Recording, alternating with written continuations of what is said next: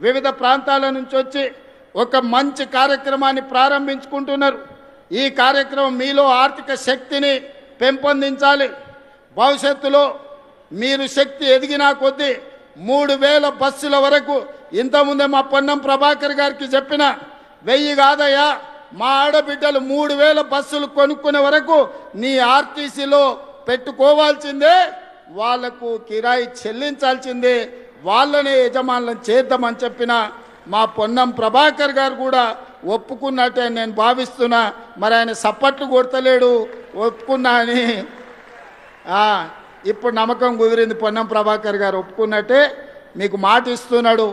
మీ మాట ప్రకారం మీరు నిలబడండి. 3000 బస్సుల వరకు జిల్లా సమైక్యాలు కానీ, మండల సమైక్యాలు కానీ, గ్రామ సమైక్యాలు కానీ, మీరెవరు బస్సు కొనుక్కున్నా ఆ బస్సును ఆర్టీసీకి పెట్టి పూచి నాది, బస్సు కొనుక్కునే బాధ్యత మీది. మీరందరు కష్టపడండి, మీ పిల్లలను చదివించుకోండి. ఇలా పంట మార్పిడి కూడా అవసరం. మన వడ్లు కొనుగోలు కేంద్రాలు మీరే బ్రహ్మాండంగా నడిపారు. మీతోళ్ళకి ఎవరికి ఇచ్చినా ప్రయోజనం లేదు. కానీ వడ్లు మొక్కజొన్నలు మన సమస్యలు తీరువవు, సమస్యల్ని పెంచుతున్నాయి. పంట మార్పిడి మీద మా ఆడబిడ్డలే నీ రైతు వేదికల దగ్గర పోయి చెప్పి రావాలి. మీకు అవసరమైన సమాచారాన్ని ప్రభుత్వం అందిస్తుంది.